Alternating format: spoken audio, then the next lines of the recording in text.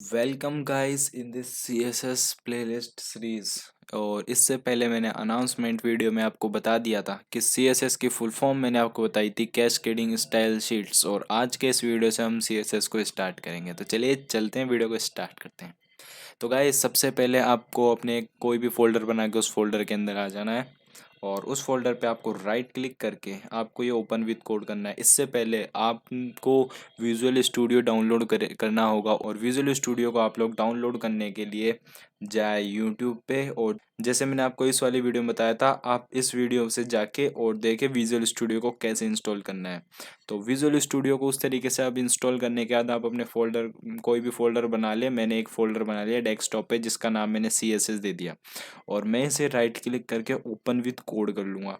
ये ऑप्शन आपके आ जाएगा जब आप लोग विजुअल स्टूडियो को डाउनलोड कर लोगे। मैंने विजुअल स्टूडियो इंस्टॉल कर लिया हूँ, इसलिए मेरे ऑप्शन आ चुका है।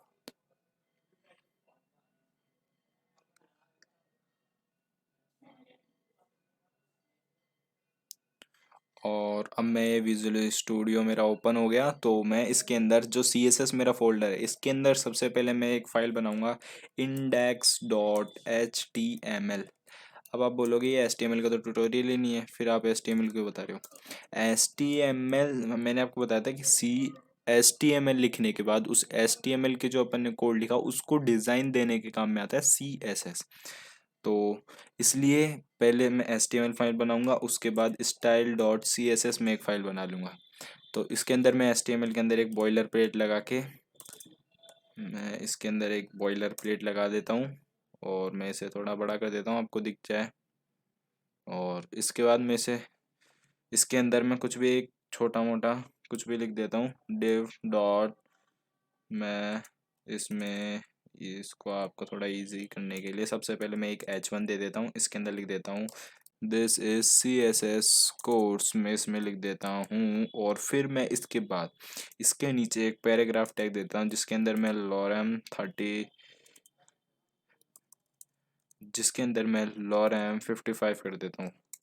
ओके, तो मुझे टॉगल वर्ड रैप भी करना पड़ेगा, तो मैं टॉगल वर्ड रैप भी कर लेता हूँ इसके अंदर।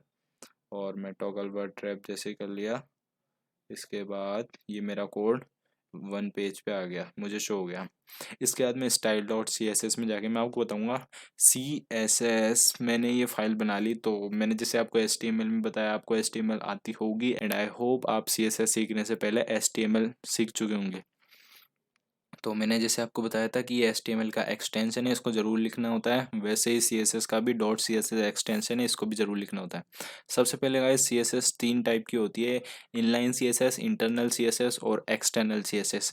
इनलाइन CSS होती है जिसको अपन, जैसे अपना ये H1 टैग है, तो इसके अंदर अपन स्टाइल लिख के यहीं से अपन CSS देना स्टार्ट कर दे, ये होती है इनलाइन CSS। अगर कभी आपको छोटा मोटा कुछ छोटी मोटी प्रॉपर्टी आपको देनी है तो आप वो इनलाइन CSS से दे सकते हैं, उसके लिए आपको बार बार अलग अलग जाने की ज़रूरत नहीं होगी। और दूसरी जो होती है वो होती है इंटरनल CSS। इंटरनल CSS को आप यहाँ पे हेड के नीचे या फिर आप हेड के अंदर कहीं पे भी आप यहाँ पे स्टाइल लिख के ये टैग लगा के और इसके अंदर आप अपनी CSS पूरी लिख सकते हो, जैसे कि आप एक्सटर्नल में लिखोगे फाइल के अंदर, दूसरी फाइल बना के जैसे अपन लिखेंगे वैसे आप as it is style tag के अंदर वो CSS आप लिख सकते हो। एक्सटर्नल CSS लिंक दे के, लिंक देना मैंने आपको HTML की सीरीज़ में बताना है, इसमें मैं आपको बता देता हूँ। लिंक देने के लिए आपको इधर लिखना पड़ेगा लिंक और कॉलन CSS। जैसे आप ये लिखोगे आपको ये एमिट की मदद से ये कुछ कोड मिल जाएगा, तो आप इसके बाद ये style.css आप इसको नेम चेंज कर सकते हैं। मैंने ऑलरेडी style.css ही लिखा है, तो मैं style.css में जा सकता हूँ और मैं यहाँ पे अपना कोड लिख सकता हूँ। और जो सबसे बेटर चॉइस है वो है कि अगर आप एक दूसरी फाइल बना के CSS लिखे, वो ज़्यादा बेटर है। और मैं भी ये रिकमेंड करता हूँ कि आप दूसरी फाइल बना के ही CSS लिखे। अगर आपका कोड बड़ा है, अगर आप ये सोचते हो कि मेरा जो CSS का कोड होगा वो आगे जाएगा, बहुत बड़ा हो सकता है, इतना भी बड़ा नहीं, मतलब बड़ा हो सकता है, आप कोई वेबसाइट वगैरह भी बना रहे हो, तो आप एक्सटर्नल CSS का यूज़ करो। और दूसरा, फिर अब मैं आपको बताता हूँ इसके बाद। यहाँ तक अपन ने देखा कि इनलाइन CSS क्या होती है, इंटरनल CSS क्या होती है और एक्सटर्नल CSS क्या होती है।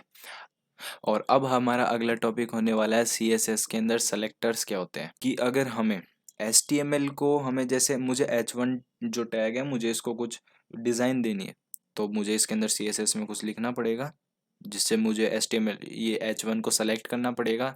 वरना ऐसा तो नहीं हो सकता ना कि ये जो मेरा H1 टैग है मैं इसको बिना सेलेक्ट करे CSS में कोई डिज़ाइन दे दूँ। ऐसा तो नहीं हो सकता, मुझे इसको सेलेक्ट करना पड़ेगा। सेलेक्ट करने के लिए CSS में कुछ सेलेक्टर्स होते हैं।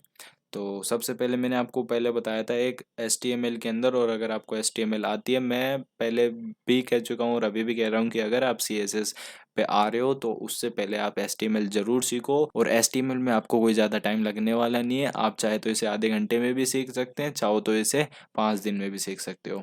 तो आप HTML सीख के आए होंगे, आई होप। और दूसरी बात, फिर अब मैं बता दूँ आपको कि मैंने आपको बताया था HTML के अंदर कि आईडीज़ और क्लासेस होती है कुछ, जो अपन इनको दे सकते हैं। और मैंने आपको बताया था क्लास आप मल्टीपल्स यूज़ कर सकते हो, अलग अलग टैग में एक एक क्लास दे सकते हो।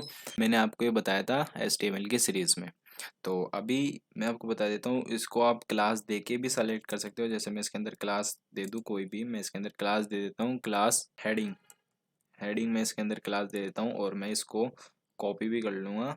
आप इसको कॉपी कर लेना या फिर आप इसको लिख लेना। तो मैं यहाँ पे, और मैं इसके अंदर आपको बता दूँ, अब आपको अगर CSS के अंदर आपको क्लास लिखनी है, मतलब किसी क्लास आपने टैग में डाली और उस क्लास की मदद से आपको CSS में डिज़ाइन देनी है, तो अगर आप क्लास लिखते हो ना, तो उसके पहले आपको डॉट लिखना पड़ता है। ये बात का खास ध्यान रखना कि आपको अगर क्लास लिख रहे हो तो उसके लिए आपको डॉट लिखना पड़ेगा।